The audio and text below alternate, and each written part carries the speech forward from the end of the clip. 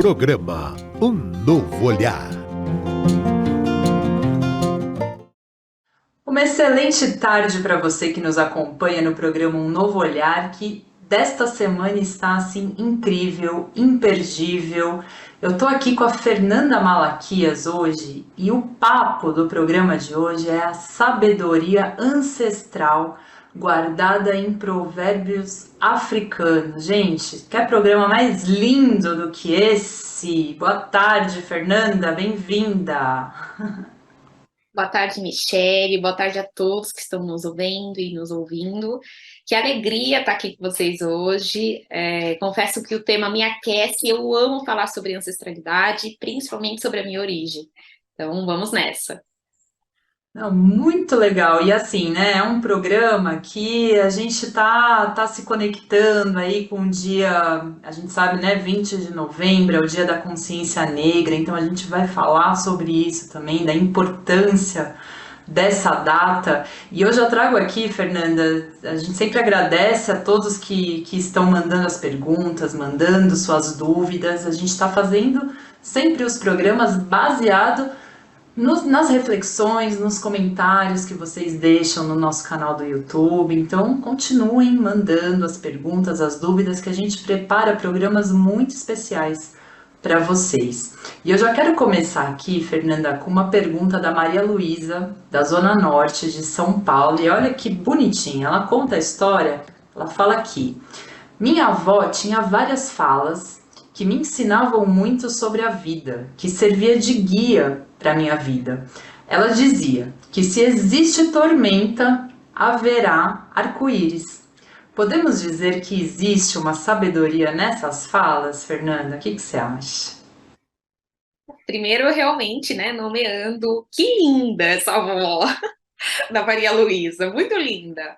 E é uma coisa que é interessante, né, quando a gente tá falando dessas falas que vêm dos nossos antepassados, dos nossos avós, é que muitas dessas falas, principalmente em famílias, né, de pessoas negras, e aí eu falo também, reconhecendo a minha família, é que às vezes a gente nem sabe, mas fazem parte, essas falas, têm uma sabedoria que são os provérbios africanos.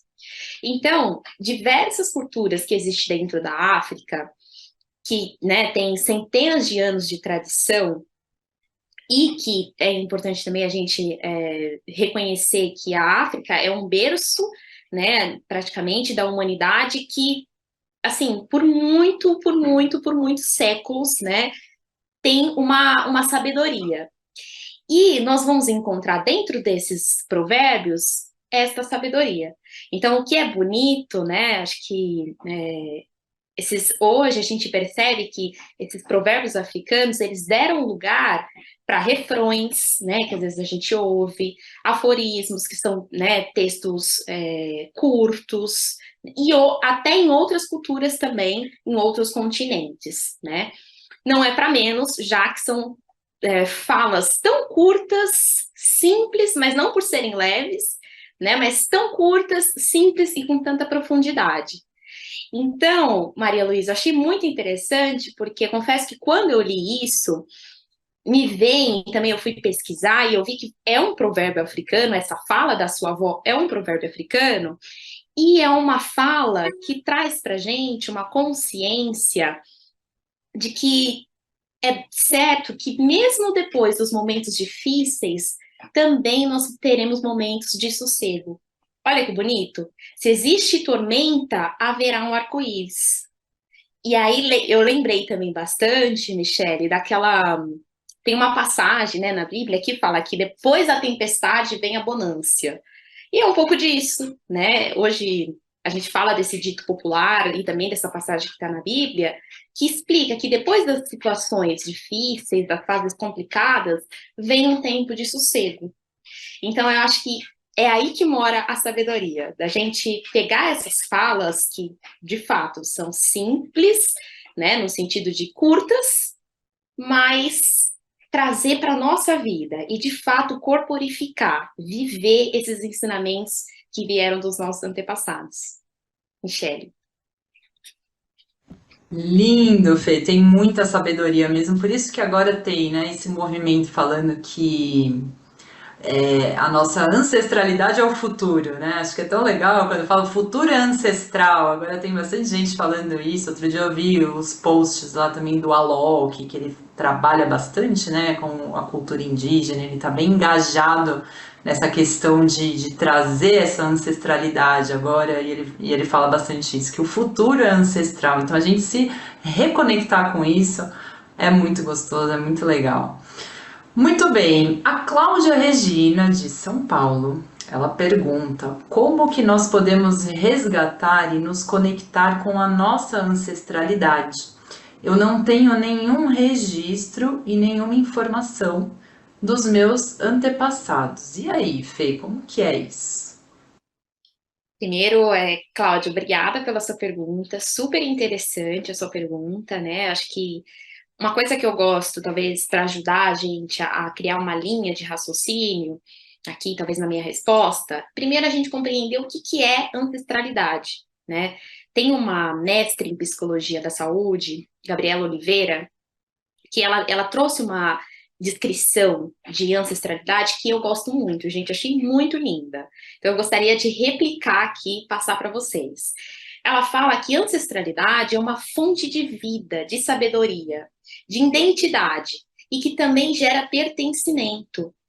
Como se fosse um fio que tece o passado, presente e futuro. E isso é tão bonito, né? Então, quando a gente olha, assim, quando a gente pensa na ancestralidade, logo vem uma compreensão de pessoas que vieram antes da gente.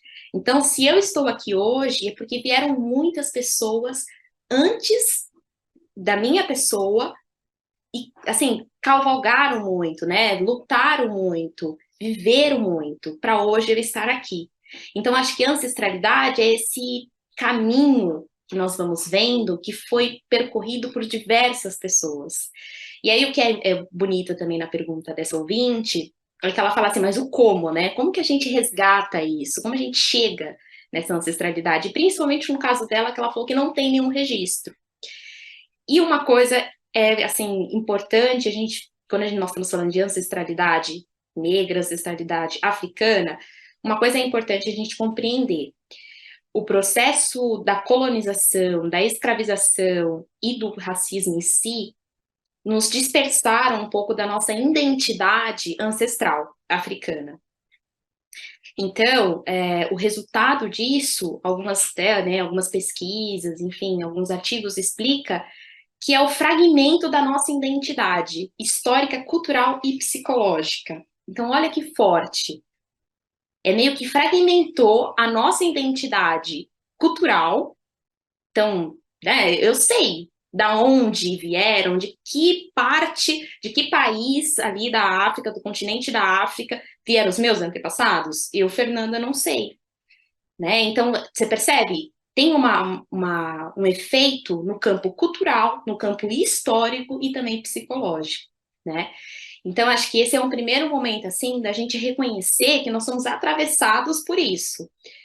Reconheceu isso? Ok. Aí, como a gente está falando de provérbio africano, né? Nós comentamos na primeira pergunta, nós falamos disso.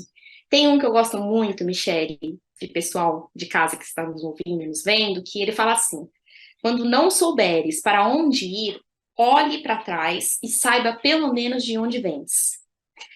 E eu acho isso muito bonito, porque traz para a gente assim, uma consciência de, ok, eu reconheço que os meus antepassados vieram da África, eu não sei de fato da onde, do local, com tanto detalhe, mas eu reconheço que vieram da África. E aí, um dos passos e uma das formas da gente se relacionar com a nossa ancestralidade também é se autoconhecendo, né?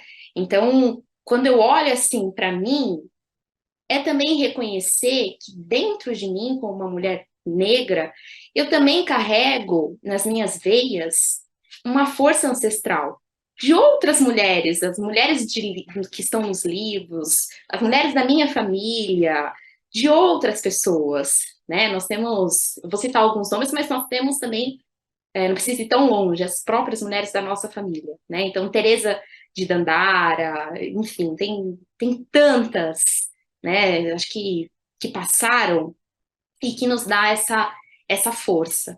Então, acho que esse é um ponto importante, assim, de você fazer um processo de também olhar para você, fazer um processo de se autoconhecer. E aí sim, reconhecer que você vai chegando e vai caminhando, né, nesse entendimento da sua ancestralidade. Então, acho que nós podemos usar o momento presente como uma porta para pensar no tempo que já passou. Fê, que lindo! Inspiradíssima hoje a Fê aqui no programa, trazendo reflexões maravilhosas. Adorei. Você pode repetir, Fê, o provérbio, por favor? Posso. Diz assim, ó, quando não souberes para onde ir, olhe para trás e saiba pelo menos de onde vens. Muito legal. Eu estou fazendo agora até uma ponte aqui, né, com o que a gente trabalha bastante no Instituto Evoluir, que é esse conceito mesmo da constelação familiar, né, de você honrar os seus antepassados. Tudo isso é tão bonito, né, quando você imagina, né, atrás de você, você imagina os seus pais, os seus bisavós, os seus trisavós e toda aquela turma que veio para você estar aqui hoje, né, te dando as condições de te dar a vida e se reconectar com isso é muito bonito. A gente faz bastante esses exercícios sistêmicos aqui no Evoluir também, né, Fê? E isso traz essa força, quando você se reconecta e olha para tudo isso, e sente essa força de vida, essa força da ancestralidade, parece que muda, né? Te traz uma presença, te traz uma conexão. É muito interessante fazer também essa ponte com o que a gente trabalha aqui no Evoluir, que são as constelações familiares, honrando todos esses antepassados, sabendo a sua origem, sabendo de onde você veio, então faz toda a diferença. Muito legal. Muito bem, agora a gente vai falar um pouco sobre o dia 20 de novembro, que é uma data super especial. A Renata Vasconcelos, de Minas Gerais, ela pergunta como que ela pode aproveitar da melhor forma o dia 20 de novembro. Fernanda, quais são as dicas que você dá para essa data que é tão especial? Legal, acho que primeiro, né, reconhecer o motivo do dia 20 de novembro. Então, foi nessa data, lá por volta de 95, 1695, que foi morto, né, o Zumbi dos Palmares, que ele era um dos líderes do Quilombo dos Palmares, né, que ficava localizado entre Alagoas e Pernambuco. E o Quilombo dos Palmares foi um dos grandes focos assim de resistência das pessoas negras escravizadas, né? Que iam para lá meio que para fugir dos senhores, né? Então virou um local de resistência, mas também de acolhida, de segurança, né, para as pessoas escravizadas.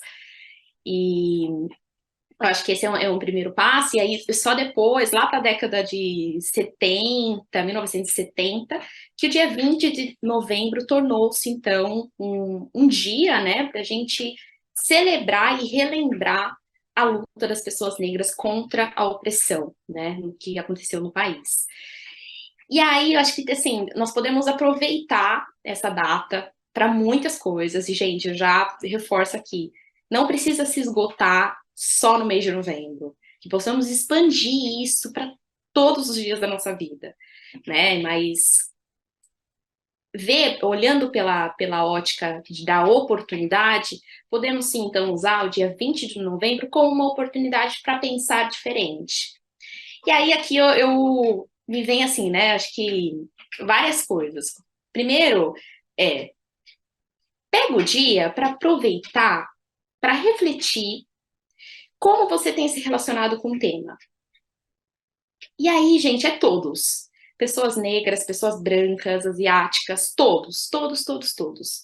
Pega esse dia para aproveitar.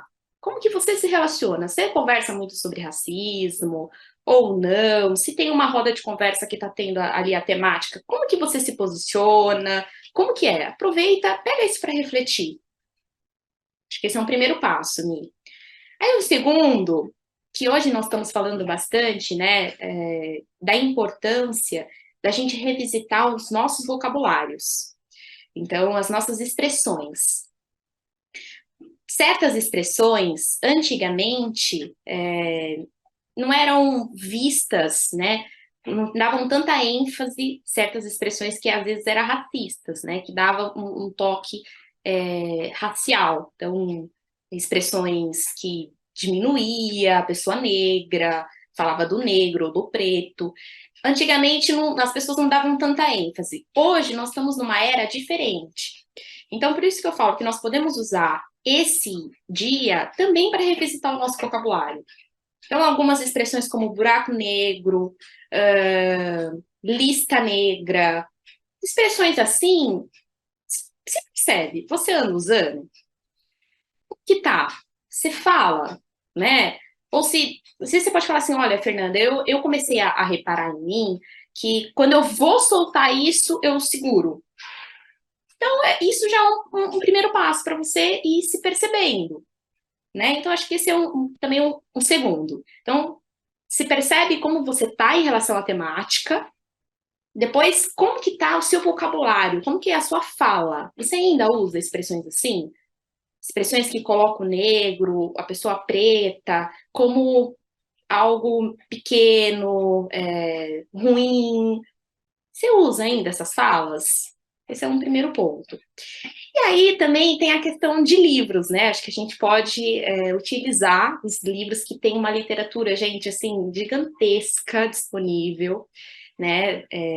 Pensando na literatura afrocentrada, e é uma forma também, e eu gosto muito, porque livro é uma forma da gente ouvir ali a pessoa, o autor, né? E aprender com essas pessoas. Então, olha que gostoso. Você, mesmo que você não tenha hoje, né? Tanto que a gente fala de lugar de fala, mesmo que você seja uma pessoa branca, você também pode ler um livro escrito por uma pessoa negra. Porque você respeita o lugar de fala que você tem e que essa pessoa também tem, mas você aprende com ela. Então, acho que assim, tem uma gama de livros, gente, sério. Eu vou falar aqui, talvez, uma autora que é muito famosa, filósofa, que é a Djamila Ribeiro, mas tem, assim, uma gama de pessoas que fazem livros, pessoas negras, que, assim, livros incríveis, que vale a pena, vale a pena. Então, dá uma pesquisada, mergulha. E aí, eu gostaria de deixar aqui também como uma dica um projeto que me aquece o coração. Então, assim, se um dia você estiver tranquila, nesse dia 20 de novembro, tá tranquila? Ouve o podcast Fala Irmandade. Eu tenho certeza que você não vai se arrepender. Tenho certeza, gente. Ainda vou falar muito desse podcast, desse programa, amiga. Mas eu tenho certeza que vocês não vão se arrepender. Porque é um podcast que tem essa proposta, esse intuito, né, de então, trazer a temática do racismo, mas olhando o racismo por diversas lentes. Então, olhando o social, olhando o psicológico, olhando o espiritual, né? E é um podcast produzido pela Rede Boa Nova de Rádio, pela Fundação Espírita André Luiz. Então, é daqui, é um podcast, assim, um projeto incrível que eu, Fernanda Malaquias e o Alexandre Anselmo trocamos com vocês. Acho que é isso, abrimos espaço para refletir sobre essa temática, que por vezes é tão complexa, né? Então, fica aqui, acho que as minhas dicas, gente. Acho que as transformações, Michele, elas dependem das nossas ações e dos movimentos que nós fazemos. Então, que possa, de fato, no dia 20 de novembro, acontecer movimentos. É isso. Muito legal, eu já ia falar, vou falar do Fala Irmandade aqui, divulgar, porque é um projeto muito bonito mesmo, que está sendo feito com tanto carinho e tanta responsabilidade. Eu vejo que tem muita responsabilidade nesse projeto, em levar consciência, em levar informação. E muitas vezes a gente já conversou, né, Fê, sobre isso, a questão desse letramento racial. E depois que eu li o livro, já tive conversas com a Fernanda sobre isso, quando eu li o livro da Djamila Ribeiro, o livro que eu recomendo que todas as pessoas leiam, que é o Pequeno Manual Antirracista. Esse livro, ele traz uma consciência muito boa não, como a Fernanda falou, né, não só para o dia 20 de novembro, né, para a gente se conectar com esse tema e entender como é que a gente está se relacionando com esse tema, o que que a gente está fazendo, o que que a gente pode mudar, como é que a gente pode contribuir para esse movimento, né, para que realmente todos nós sejamos antirracista. Então vale muito a pena ler esse livro da Djamila, ouvir o podcast, eu falei Irmandade, acho que chegou um momento, né, da gente estar mais consciente disso. Muito legal, Fê. Fê, você agora que está se formando em psicologia, acho que é legal a gente trazer um pouco esse tema, né, da importância da psicologia olhar para a saúde mental da população negra. Como que é isso, Fê? Pois é, Michele, esse é um tema, a gente agradece, né, até essa pergunta, assim, porque esse é um tema, Mi, que dentro da psicologia, dentro da faculdade, eu tenho percebido a necessidade, assim, sabe, da gente, da área da psicologia, olhar para a população negra, olhar para a saúde mental da população negra. Porque a psicologia em si, independente da área dela, da ênfase, né? Que dentro da psicologia nós temos várias ênfases, várias linhas de abordagem, mas independente, o objetivo principal da psicologia é trabalhar ali com o sujeito a sua subjetividade, então o que é único, né, para a pessoa. E é fazer meio que ela se sinta segura, né? Que ela se sinta capaz, com uma autoestima boa, autônoma. Então, é trazer isso que já está dentro da pessoa, né? Então, é fazer um espaço ali seguro para a pessoa achar isso dentro dela. E aí a gente percebe que, pensando nisso, cada vez mais tem tido essa necessidade, né, apresentado essa necessidade de compreender e trazer uma psicologia mais diversa e acessível, né?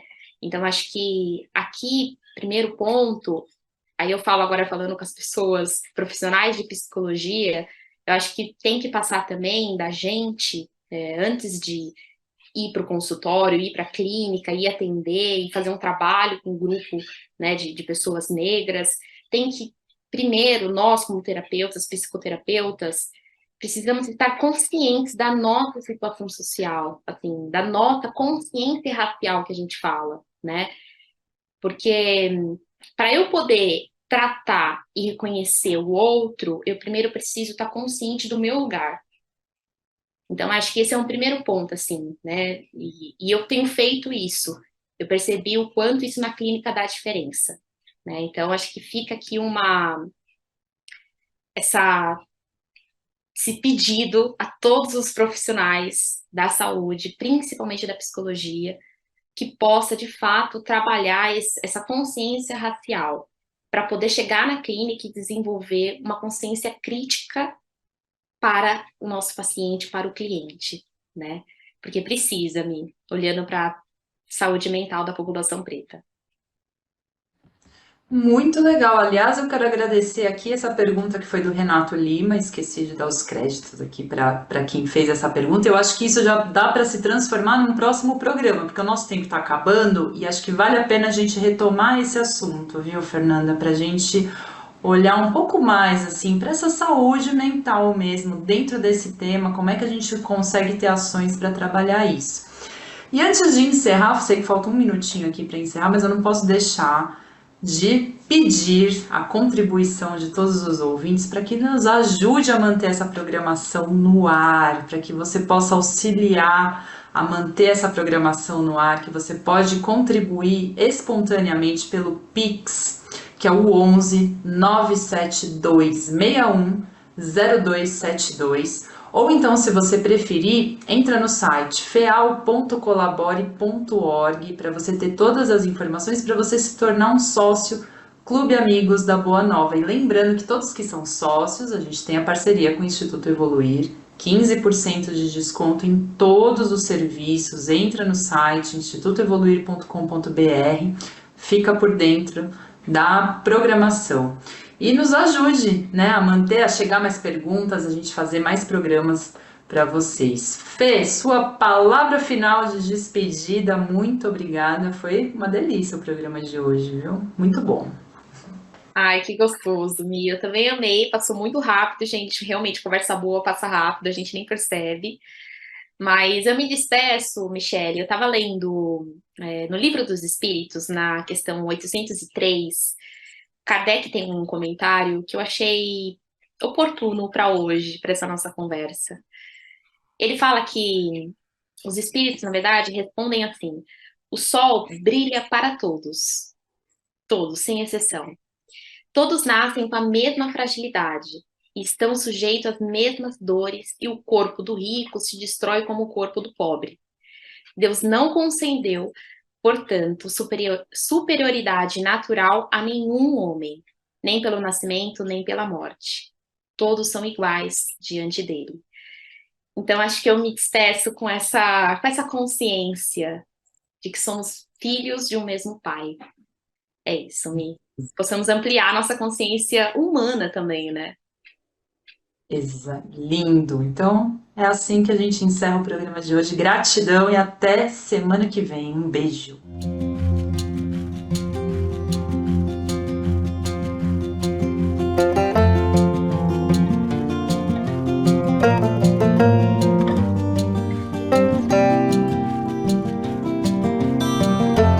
Você acompanhou Um Novo Olhar.